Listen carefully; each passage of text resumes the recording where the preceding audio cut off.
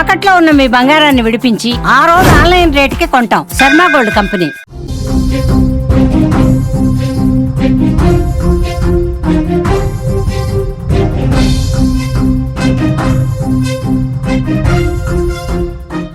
ఆడపిల్ల అందంగా కనిపిస్తే చాలు, స్కూల్కి వెళ్ళినా సరే, కాలేజ్కి వెళ్ళినా సరే, ఆఖరికి ఈ రోడ్డు మీద కనిపిస్తే చాలు వేధించే ఆకతాయిల సంఖ్య రోజుకింత పెరుగుతూనే ఉంది. ప్రేమిస్తావా చస్తావా, ప్రేమించకపోతే చంపేస్తా. అదేంటో వాళ్ళ తాత సొమ్మును దాచినట్టు ప్రతి కాలనీలో ఒకడు ఉంటాడు, ఒక అమ్మాయిని లైన్లో పెట్టాలని ట్రై చేస్తుంటాడు. ఆ అమ్మాయి లైన్లోకి రాకపోతే చంపేస్తానని బెదిరిస్తుంటాడు. మహారాష్ట్ర సతారాలో జరిగిన ఒక సీన్ చూస్తే మీకు ఇది స్పష్టంగా కనిపిస్తుంది. వీడియోలో చూస్తున్న ఈ వీడియో మీ సీన్ మహారాష్ట్ర సతారా సిటీలో జరిగింది. అక్కడి ఒక కాలనీలో 18 ఏళ్ల ఒక కుర్రాడు అదే కాలనీలో ఉండే ఒక 10th క్లాస్ స్టూడెంట్ వెంటబడుతున్నాడు కొంతకాలంగా ప్రేమించమని. ఆ అమ్మాయి చదువుకుంటున్న అమ్మాయి, స్కూల్కి వెళ్తున్న అమ్మాయి, ప్రేమ దోమ అంటే అమ్మాయికి ఏమీ తెలీదు. ఆ అమ్మాయి ఇతన్ని వెంట పడుతుంటే రిజెక్ట్ చేసింది, వద్దు అని చెప్పింది, వాడిని కొంత సముదాయించే ప్రయత్నం చేసింది. అయినా వాడు వినలే. నా ప్రేమకే నో చెప్తావా అంటూ ఇవాళ ఏకంగా కత్తి పట్టుకొని వచ్చి స్కూల్ నుంచి వస్తున్న అమ్మాయిని అట్టకాయించి ఆమె జుట్టు పట్టుకొని ఒక చేతితో కత్తి పట్టుకొని పీక మీద కత్తి పెట్టి ఐ లవ్ యూ చెప్తావా లేదా, నన్ను ప్రేమిస్తావా చస్తావా అంటూ బెదిరింపులకు దిగాడు. మహారాష్ట్ర సతారాలో జరిగిన ఈ ఉదంతం ఇప్పుడు ఈ వీడియో సోషల్ మీడియాలో వైరల్ అవుతోంది. 15 సంవత్సరాలు కూడా ఉండదు అమ్మాయి, 14 ఏళ్ళు ఉంటుండొచ్చు. SSC చదువుతోంది ప్రస్తుతం అమ్మాయి. ఆ అమ్మాయిని అదే కాలనీకి చెందిన 18 ఏళ్ల కుర్రాడు, ఇంకా 18 ఏళ్ళు కూడా పూర్తిగా నిండలేదని తెలుస్తోంది, అందుకని అతని పేరు చెప్పలేకపోతున్నాం. ఇది ప్రేమంటారా? ఇంత దుర్మార్గమా? సమాజం ఇంత దారుణంగా చెడిపోవడానికి ప్రధాన కారణం ఏంటి? ఎవరి ప్రభావం? సోషల్ మీడియా ప్రభావమా లేకపోతే సినిమాల ప్రభావమా? కొంతకాలం మనం సినిమాల మీద నిందలేసి వదిలేస్తాం. ఇప్పుడు సినిమాల కంటే భయంకరంగా సోషల్ మీడియా మారుతోంది. స్మార్ట్ ఫోన్లు చేతుల్లోకి వచ్చిన తర్వాత పిల్లలు ఎంత దారుణంగా నాశనం అవుతున్నారో ఈ వీడియో చూస్తే మనకు స్పష్టంగా అర్థమవుతుంది. చాలాసేపు, దాదాపు ఒక అరగంట సేపు అందరినీ వేధించాడు. అక్కడున్న జనమంతా ఆ అమ్మాయి పీక మీద కత్తిని చూసి భయపడిపోయాడు. వాడు ఏ క్షణమైనా పాప గొంతు కోస్తాడని వణికిపోయారు. కానీ అదృష్టం ఏంటంటే అక్కడికి ఇద్దరు పోలీస్ కానిస్టేబుల్ వచ్చారు. సాగర్ అట్లాగే ధీరజ్ అని ఇద్దరు పోలీస్ కానిస్టేబుల్ ఆ కత్తి పట్టుకున్న ఆ యువకుడిని, 18 ఏళ్ల కుర్రాడిని మాటల్లో పెట్టి వెనక నుంచి వచ్చి అతని కత్తి లాక్కొని అక్కడే చావగొట్టారు.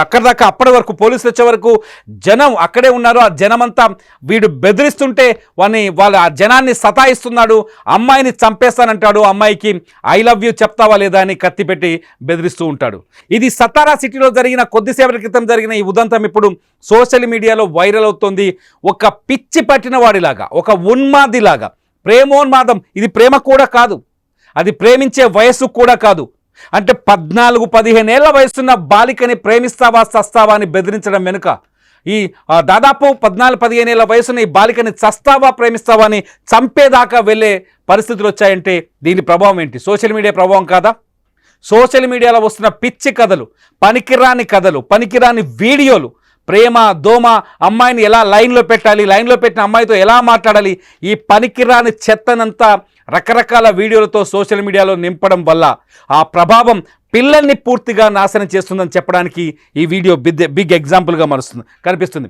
ఒకవేళ అక్కడ ఇద్దరు కానిస్టేబుల్ ధైర్యం చేయకపోయినుంటే అన్యాయంగా ఆ పసిబిడ్డ ఇవాళ ఆ పసిబిడ్డ గొంతు తెగిపోయేది. ఎందుకంటే వాడంటే అమ్మాయికి ఇష్టం లేదు, ఆ అమ్మాయి నో చెప్పేది, ఆ అమ్మాయి నో చెప్తున్నందుకే చంపేస్తానని కత్తి పట్టుకొని వచ్చాడు. ఆ కత్తి పట్టుకొని చూడండి, ఒక పెద్ద హీరోలాగా వీరంగం ఎలా చేస్తున్నాడు, ఒక సూపర్ స్టార్ హీరోలాగా వీరంగం చేస్తున్నాడు. నువ్వు చెప్తావా ఐ లవ్ యూ లేదా అని చంపేస్తానని బెదిరిస్తున్నాడు. ఒక్కసారి ఆడియో వింటే మనకు అర్థమవుతుంది వాడు మాట్లాడే మాటలు. అత్యంత దారుణమైన సంఘటన ఇది, అత్యంత దారుణమైన సంఘటన ఇది మహారాష్ట్ర సతారా సిటీలో చోటు చేస్తుంది. చూడండి, వెనక నుంచి వచ్చిన ధీరజ్ అనే కానిస్టేబుల్ వీడు ముందు కత్తి పట్టుకొని జనాన్ని బెదిరిస్తున్నాడు. ఆ జనం బెదిరిస్తూ కొందరు మొబైల్ ఫోన్లలో వీడియో రికార్డ్ చేస్తారు. ఇప్పుడు మీరు చూస్తున్న వీడియో కూడా అక్కడికి వచ్చి ఆ వేడుక చూస్తూ ఒక వ్యక్తి రికార్డ్ చేసిన వీడియోనే. ఆ పాప మెడపైన ఒక చెయ్యి వేసి బెగస పట్టి ఇంకో చేతిలో కత్తి పట్టుకొని బెదిరిస్తున్నాడు. మేము విజువల్స్ మీకు చూపించలేం కాబట్టి బ్లర్ చేశాం, ఆ అమ్మాయి మొహాన్ని కూడా చూపించలేం కాబట్టి బ్లర్ చేశాం. ఇంత దారుణంగా నిజంగా పిల్లల్ని స్కూల్కి ఎలా పంపించాలి, ఆడపిల్లల ఇల్లు గడప దాటాలంటే ఎంత భయానకంగా మారిపోయిన పరిస్థితి. ఈ 10వ తరగతి చదువుతున్న వయసులోనే ప్రేమించమని వెంటబడ్డం ఏంటి? ఎంత దారుణం, దుర్మార్గమైన ఈ చర్యని మీరు ఎలా భావిస్తున్నారు? నిజంగా పోలీసులు ఒక్కసారిగా అక్కడికి రావటం, ఆ ధీరజ్ అనే కానిస్టేబుల్ వెనక నుంచి వచ్చి అతన్ని అనగబట్టి ఆ కత్తి లాక్కోవడంతో ఆ పాప ప్రాణాలు దక్కాయి. చుట్టూ ఉన్న వాళ్ళు ఫోన్లు చేస్తున్నారు, వేడుక చూస్తున్నారు, చూద్దాం వీడు ఏం చేస్తాడని చూసేవాళ్ళు కొంతమంది ఉన్నారు అక్కడ. వాడిని ఆపడానికి ఇద్దరు లేడీస్ తీవ్రంగా ప్రయత్నించారు, కానీ ఆ లేడీస్ మాట కూడా వినలేని పరిస్థితిలో ఉన్నాడు ఆ ఉన్మాది. ఒకసారిగా జనం అంతా పోయింది అన్నట్టు కొద్దిసేపు ఉన్నారు, కానీ లక్కీలీ పోలీసులు సమయానికి రావడం, అతన్ని మాటల్లో పెట్టడం, వెనక నుంచి వచ్చి పట్టుకొని అతన్ని లాగి అవతలికి విసిరి కొట్టడంతో మొత్తానికి ఆ పాప ఇప్పుడు ప్రాణాలతో బయటపడింది. మహారాష్ట్ర సతారాలోనే కాదు, ఇటువంటి సంఘటనలు మన తెలుగు రాష్ట్రాల్లో కూడా గల్లీకి జరుగుతూనే ఉన్నాయి. గల్లీల్లో పిట్ట గోడల మీద కూర్చునే గాలి మనుషులు, గాలి కుర్రాలు చదువును పక్కన పెట్టేసి జీవితాన్ని మొబైల్ ఫోన్లకు అంకితం చేసి, ఆడపిల్లలు కనిపిస్తే చాలు ఇది నా అమ్మాయి, అది నీ అమ్మాయి అని మాట్లాడుకుంటూ ఆడపిల్లల జీవితాలతో ఆడుకుంటున్నారు ఇలాంటి ఉన్మాదులు. ప్రేమిస్తావా లేదా అంటూ నిత్యం దేశంలో ఎక్కడో ఒక చోట హత్యలు జరుగుతూనే ఉన్నాయి.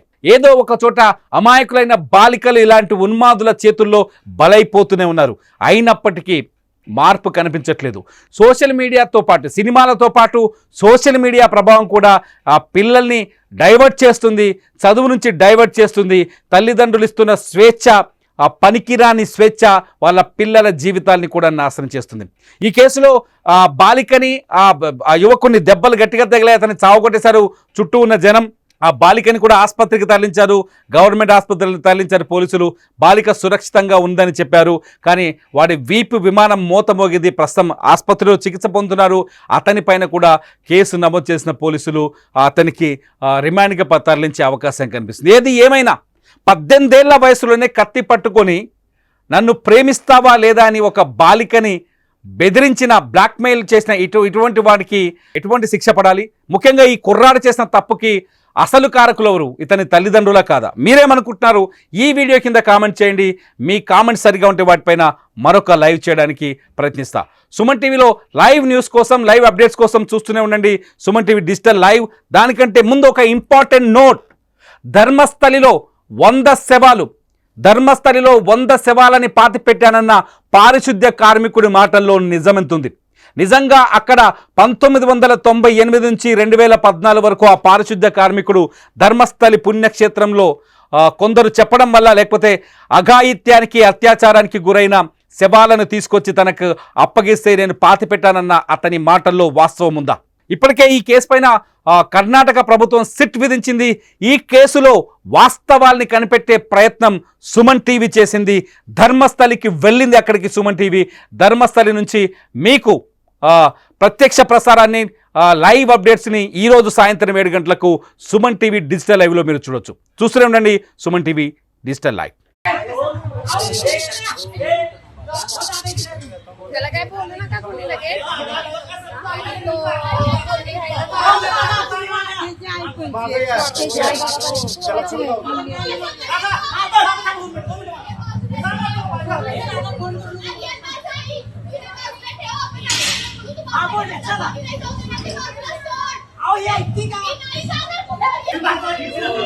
जावा ना सगळे